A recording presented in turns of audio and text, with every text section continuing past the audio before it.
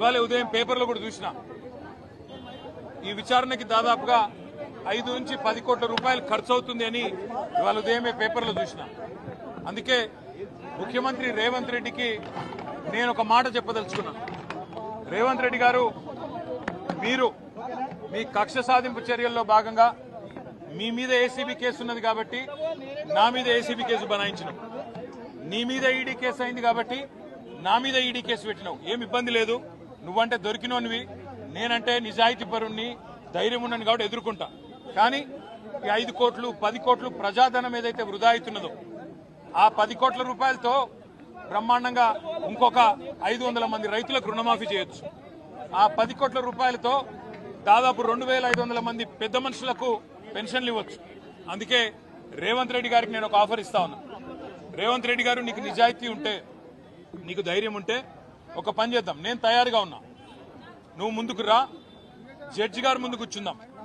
ACB judge అయినా, high court న్యాయమూర్తి గారైనా, లేదా మీకు ఇష్టమైన న్యాయమూర్తి ఎవరి ముందైనా కూర్చుందాం.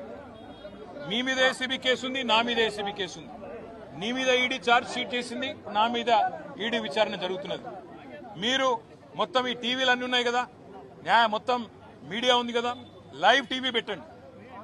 నేను రేవంత్ రెడ్డి గారు ఇద్దరం కూర్చుంటాం న్యాయమూర్తి ముంగట. మీరు ఏ ప్రశ్నను అడగండి కేసుకు సంబంధించి, ఆయన కేసు నా కేసు. ఇద్దరికి లై డిటెక్టర్ పరీక్ష పెట్టండి. ఇద్దరికి కూడా లై డిటెక్టర్ పరీక్ష పెట్టండి.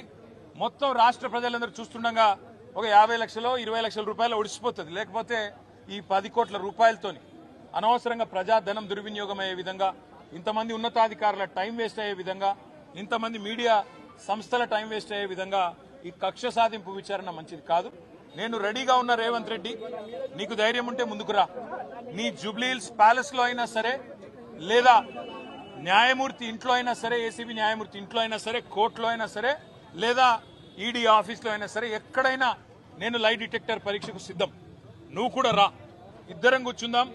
దొంగెవరో, ఎవరేందో, ఎవరి నిజాయితీ ఏందో రాష్ట్రం మొత్తం చూస్తుంది. నీకు ధైర్యం ఉంటే వెంటనే నిర్ణయం తీసుకో. డేట్ నువ్వే చెప్పు, టైం నువ్వే చెప్పు, ప్లేస్ నువ్వే చెప్పు, నేను వస్తా. నిజాయితీగా నా చేయిస్తా. నువ్వు లై డిటెక్టర్ పరీక్ష పెట్టి నువ్వు కూడా పెట్టుకొని కూర్చో. ఎవరు ఏందో రాష్ట్ర ప్రజలకు తేలుతుంది.